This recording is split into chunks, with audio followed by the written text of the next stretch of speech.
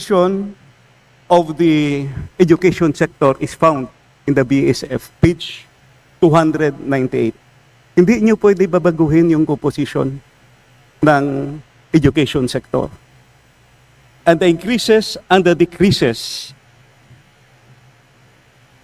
taking onto consideration the same education sector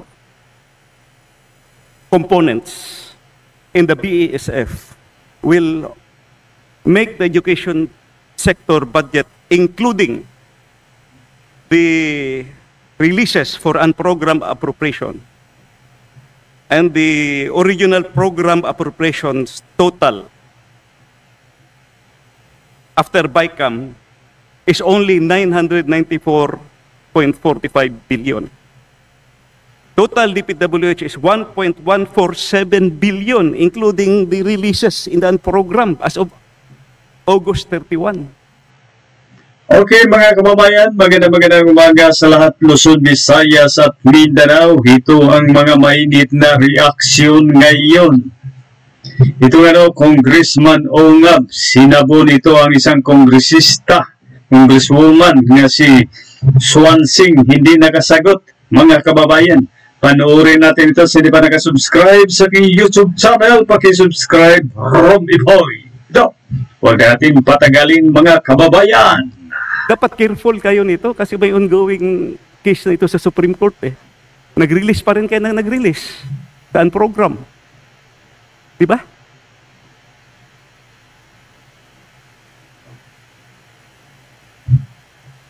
The Constitution is very clear. Naghanap pa ng ikasagot. Go beyond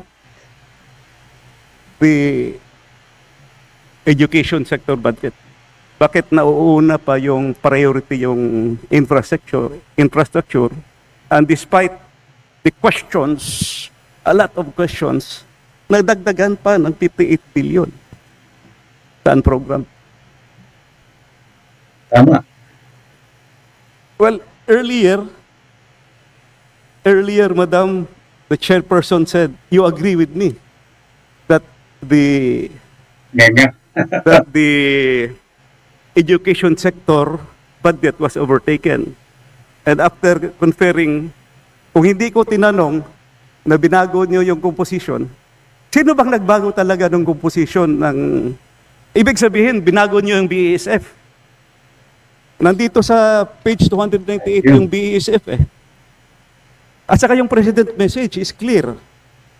And to add to that, yung House Bill for the General Appropriations Bill, yung introductory part, cited those figures also, both BASF and the President's message.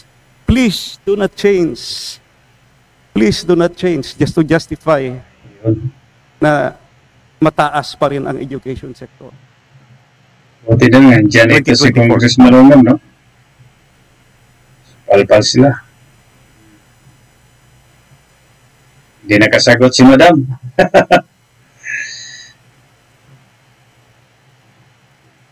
Bata ito niya, no? Tambalos-los.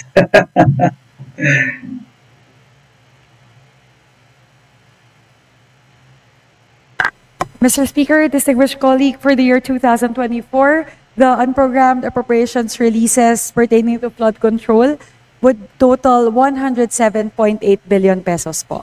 107.8 billion pesos po. billion, okay. Can I get a breakdown of this? Mr. Speaker, what particular programs? Oh, particular programs. Would it be specific projects po, as in line item per specific line projects later. Oh. Was the programs lang muna. Like, is it sourced out from strengthening assistance for government infra and social programs? Is it sourced out from support through foreign assisted projects? Is this sourced out from government counterpart or FAPs?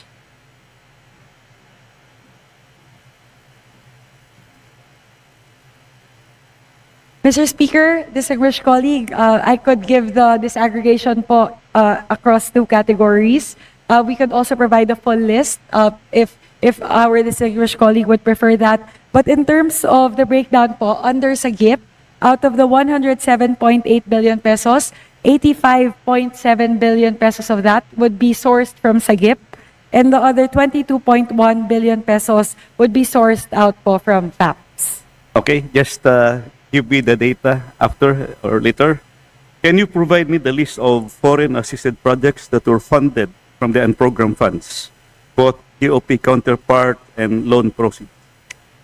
Yes, Mr. Speaker, my distinguished colleague, we actually have it po on hand. We could share it to our distinguished colleague Use right it, away. well, thank you. Okay. Were there allotment releases for flood control projects? What are these? What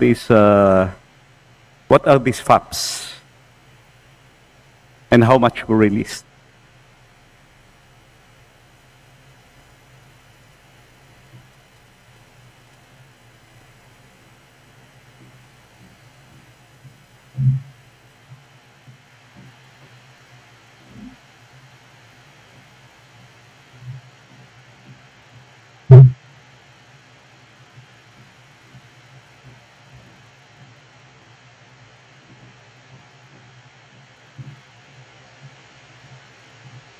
Mr. Speaker, my distinguished colleague, for the 22.1 billion pesos released from FAPS, I could share the breakdown, but there are, Is this for 2024, 2025? for 2024 po, Mr. 2024, Speaker, okay. there are 8 projects po, Okay. totaling 22.1 billion pesos. If our distinguished colleague would prefer, I could say them quickly po, or I could share the copy For as well po. 2024, if I remember it right, I questioned this during the DPWH budget. Those POPs were stricken, were deleted from, so yung unprogram, are these the same projects that were deleted in the program funds for POP?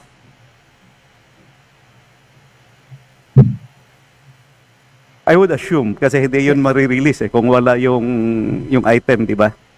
When was this released? Mr. Speaker, my distinguished colleague, that is correct. The items that were deleted from the DPWH budget under FAPS are the same items that are Nilipat sa programmed under. program, tapos ito Essentially nirelease. po, opo. But Nilipat po. ang tanong ko next is, when was this released?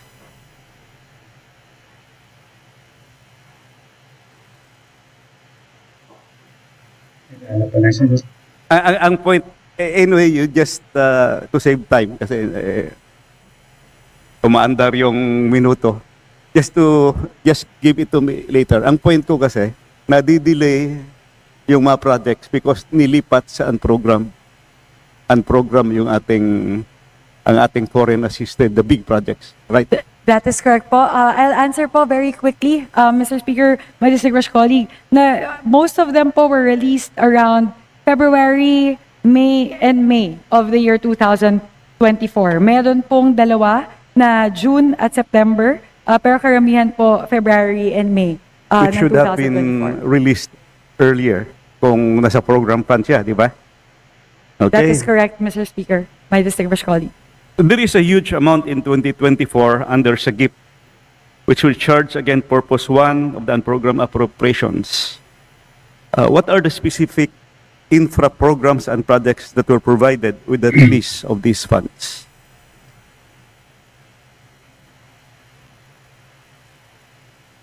Mr. Speaker, my distinguished colleague, the items under SAGIP totaling 85.7 billion pesos under unprogrammed appropriations for the year 2024 are total 6 projects po. What are these 6 projects again, please? The projects po,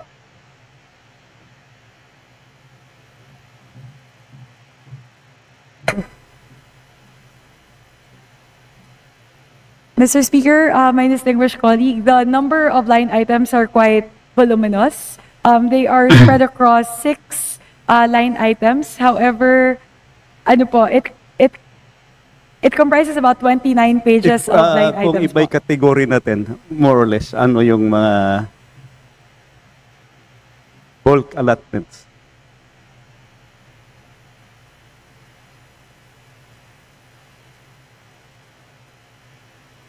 Sa hindi pa nakasubscribe sa aking YouTube Mr. channel, Speaker, my distinguished pakisubscribe, colleagues, so Romy the Boy! DBM will quickly work on the categorization po, para lang po ma-disaggregate po natin kung alin po doon yung flood control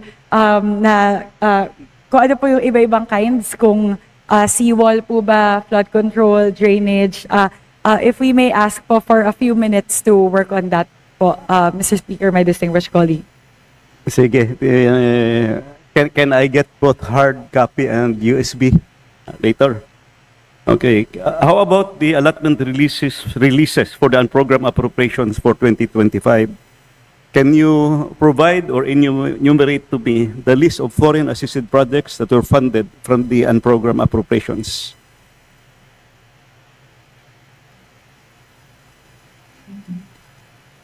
Next question para masama nyo na sa paghanap. Are these flood control projects?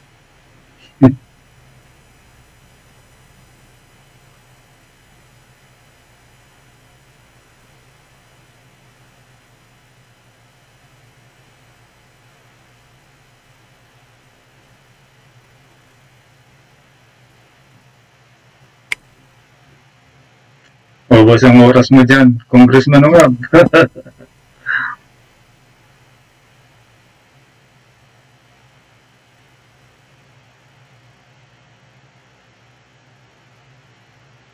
Walang ikasagot si Inday.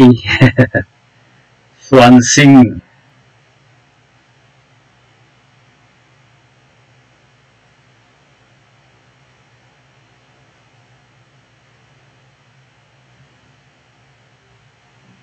Buti na lang mayroong mga congressman ganito, Tama ba mga yung matapang, no? figures sa website nyo na 58 billion ang Prosisahin ba, no? for FAPS as of Tulad ni Congressman January 1 to Ungab. August 31, 2025? Palaban. Ako na lang ang sasagot sa tanong ko. Sa Senado naman, Congressman Marcolita.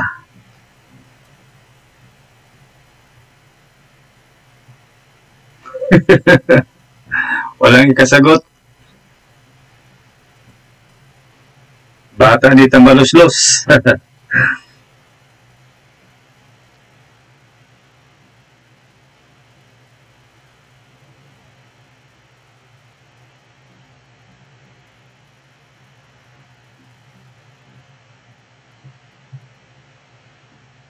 I-request ko na lang, i-submit lahat in a way. Na-enumerate naman yung mga sinabi ko, ano? Paki-submit yung lahat. I'll go to my next question. I need that for my analysis kasi continuing yung question and answer natin sa 2025 at saka 2024. Mukhang walang kamatayan ito, ma'am. Yes, Mr. Speaker, distinguished colleague, our apologies. What we have on hand right now would be just the GOP counterpart of the FAPS component. So, 10 billion pesos pa lang po yung hawak namin out of the unprogrammed appropriations released from FAPS. We are still looking for the Wala siyang yung loan kasagot. proceeds component po. But as soon as we have it, we will share it po, Mr. Speaker. Pakibigyan nyo na lang with sa akin distinguished anyway. Nasabi ko naman lahat yung aking mga kailangan na data. Okay, next question. The 2025 DPWH budget keeps increasing with the releases from the unprogrammed appropriations. Can you confirm this?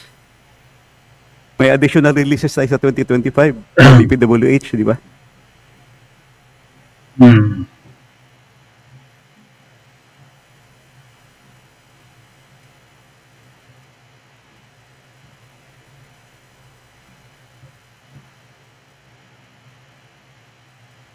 Mr. Speaker, my distinguished colleague, for 2025 under unprogrammed appropriations, only the projects released to DPWH are only FAPS projects. Wala po under SAGIP, wala po kasing request under SAGIP. Ito yung 58.84 billion na FAPS. May figure correct?